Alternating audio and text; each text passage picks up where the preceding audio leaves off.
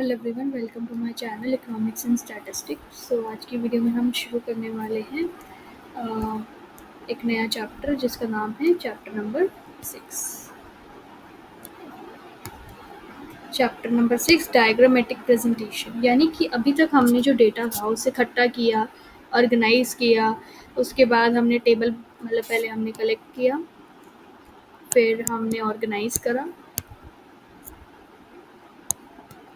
And then हमने क्या करा, टेबल बनाई, टेबुलेशन। और अब हम क्या करेंगे, डायग्राम बनाएंगे, डायग्राम में प्रेजेंटेशन करेंगे। तो इसमें अभी हम प्रोसेस में चल रहे हैं।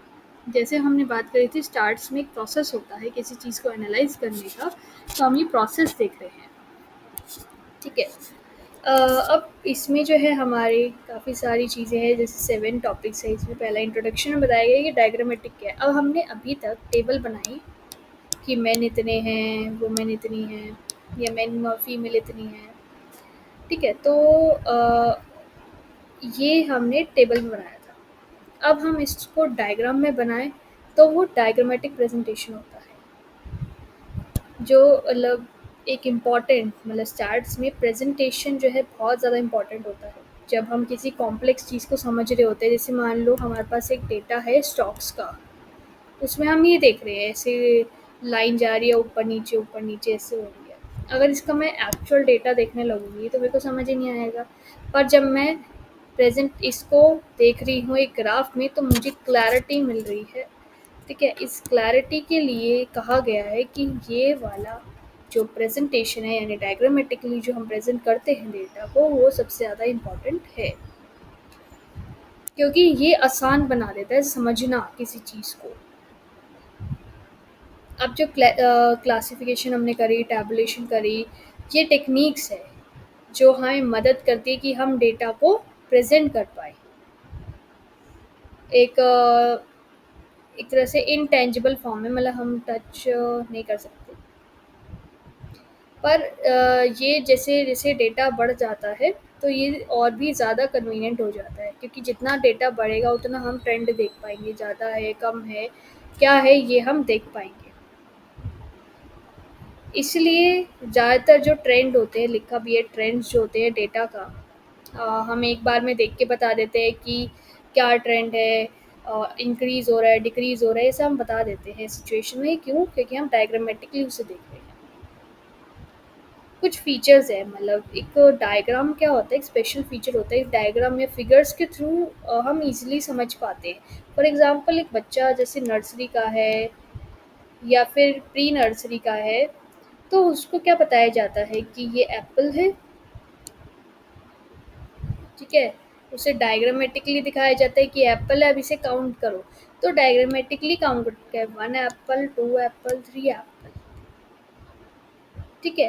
तो डायग्रामेटिकली जो है इजी हो जाता है काउंट करना चीज़ों को, या फिर एनालाइज। वो उनके लिए वो काउंट था, हमारे लिए वो एनालिसिस हो जाता है कि अपवर्ड ट्रेंड है, डाउनवर्ड है, या फिर हमारा कोई प्रोडक्ट अच्छा बिक रहा है, मार्केट कैसे चल रही है, ये सब देखना डायग्राम्स के थ्रू इजी हो जाता है।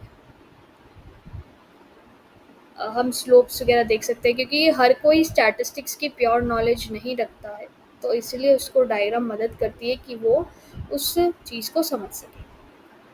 ये एक बहुत कन्वीनियंट होती है और अच्छी दिखती है, प्रेजेंटेबल होती है काफ़ी ज़्यादा। जो डायग्रामेटिक प्रेजेंटेशन ऑफ डेटा होता है वो ट्रांसलेट करता है, वो बहुत ज़्यादा हमारी जो वैल्यूज़, डेटा, इन सारी चीज़ों एक कॉम्पैक्ट फॉर्म में एक टेबल बना देगा। अब मेरे को बस उस डायग्राम में ट्रेंड दिख रहा है, अपवर्ड डाउनवर्ड ऐसे ट्रेंड दिख रहा है। ठीक है। या फिर मुझे बार्स दिख रहे हैं, तो मुझे पता चल रहा है इसमें ज़्यादा है, इसमें कम है, या इसमें 50% है, या इसमें 60% है। ठीक है। मैं डायग्रामेटिकली चीज़ों को ज़्यादा अच्छे से देख पाऊँगी।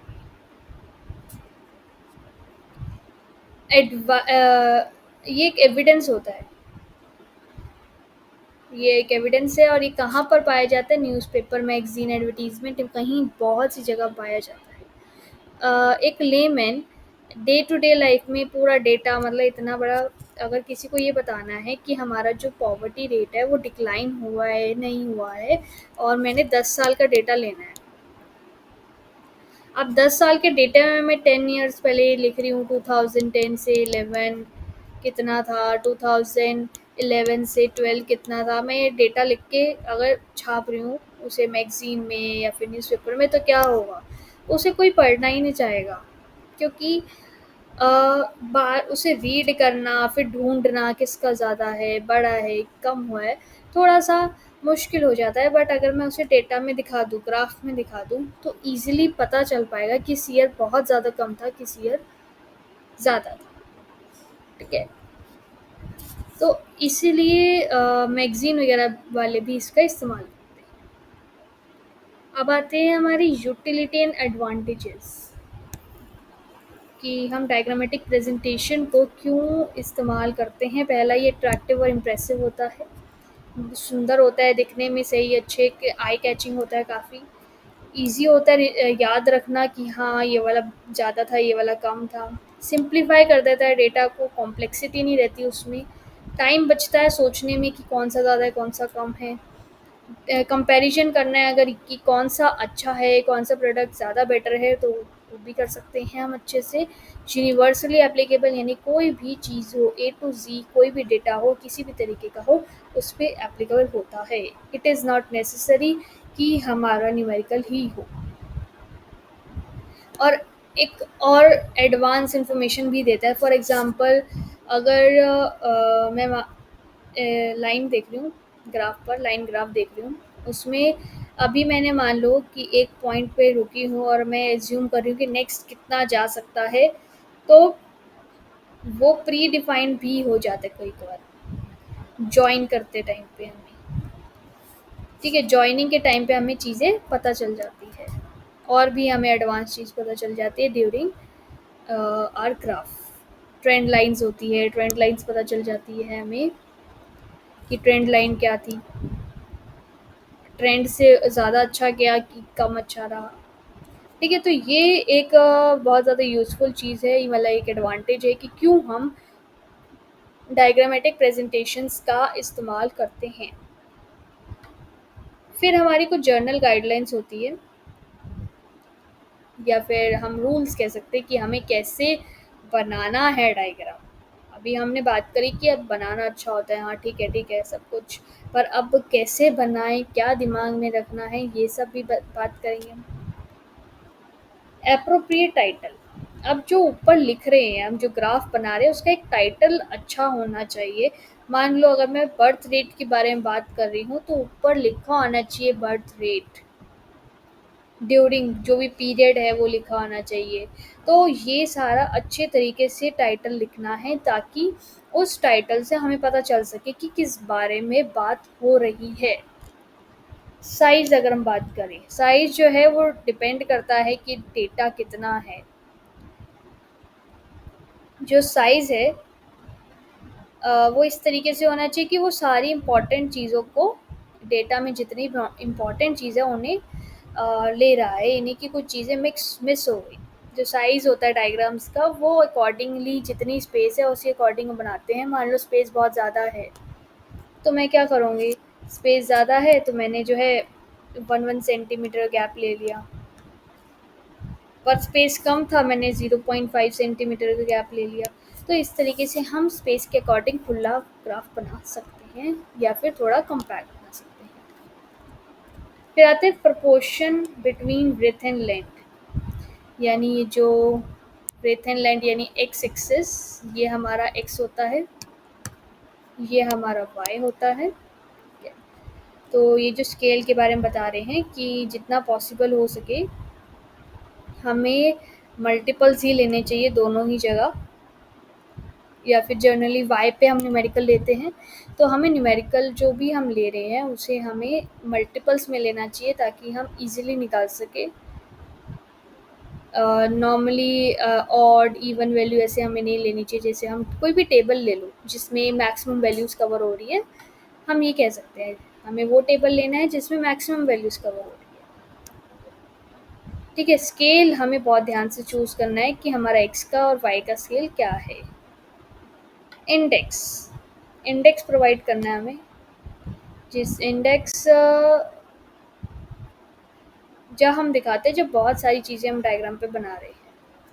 जैसे मान लो अगर मैंने सिंपली एक बार ग्राफ बनाया about total number of students during the session in 2015, 16 and 17, तो ये 3 बन गए। पर अगर मैं बोल रही हूँ मैंने एक और डायग्राम बनाया और उस डायग्राम में मैंने बहुत सारी चीज़ें और भी दिखाई, लाइक मैंने दिखाया वुमेन, मेन, ठीक है, ऐसी वुमेन, मेन, मैंने बहुत सारी चीज़ें दिखा रही। तो इस टाइप के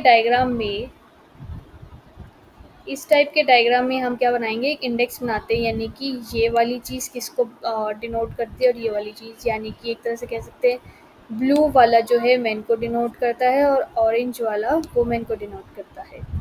तो ये इंडेक्स हमें प्रोवाइड करना होता है अकॉर्डिंगली अगर ज़्यादा डेटा हम दिखा रहे हैं। अट्रैक्टिव होना चाहिए, सुंदर, साफ-सुथरा होना चाहिए, टेढ़ा-मेढ़ा नहीं होना चाहिए, एक्यूरेसी होनी चाहिए, डायग्राम जो है हमारे को बहुत ध्यान से एक्यूरेटली बनाना है, सारी मेजरमेंट के साथ। जैसे ये मैंने यहाँ पर बनाया, यहाँ पर थोड़ा-सा ऑनलाइन बनाने में थोड़ा-सा डिफ़िकल्टी आ सकती है, हमारे पास रूलर भी है, हम बना सकते हैं इससे लाइन्स वगैरह, बट टाइम कंज्यूमिंग होता है तो हम अभी नहीं बना रहे हैं। ठीक है, बट हमें जो पेन पेपर बनाते हैं तो वो एक्यूरेटली बन जाता है। सिंप्लिसिटी, ये बहुत सारी चीज़ें नहीं डालनी है हमें, जो टू द पॉइंट है उससे कनेक्ट करती है वही चीज़ें हम डाल रहे हैं। ठीक है, selection of proper diagram, diagram अच्छे से ध्यान से सिलेक्ट करना है, हमें कोई ऐसा डायग्राम भी सिलेक्ट करना जो उससे रेलिवेंट ही नहीं है, मतलब वो सूट ही नहीं कर रहा उस डेटा को, डेटा कुछ और दिया हुआ है और हम डायग्राम कुछ और बना रहे हैं, ऐसा नहीं होना चाहिए। नेक्स्ट हम बात करें, हमारा आता है types of diagrams. Types of diagrams आते हैं कि अलग अलग टाइप्स होते हैं डायग्राम्स के। अब डायग्राम्स में जो टाइप्स है वो वन डायमेंशनल भी हो सकते हैं, टू डायमेंशनल भी हो सकते हैं, थ्री डायमेंशनल भी हो सकते हैं और पिक्टोग्राम और कार्टोग्राम। चार तरीके के हमारे टाइप्स होते हैं। इन चार में भी फर्दर क्लासिफिकेशंस है, यानी वन डायमेंशनल की अगर हम बात करें, वन डायमेंशनल में हमारे आ जाते हैं सिंगल वन डायमेंशनल में आ जाता है single bar diagram, multiple bar diagram, sub divided bar diagram, percentage bar diagram, broken scale bar diagram and deviation bar diagram. Two dimensional में rectangle, square, circle, pie diagrams आ जाते हैं and three dimensional में cube, cylinders and blocks आ जाते हैं। Pictogram and cartogram are the pictures which we जो हम बचपन में क्लासेस में करते थे, पिक्चर बनाते थे कि हमें जो है एक टेबल दिया हुआ है जिसमें मान लो गर्ल्स है,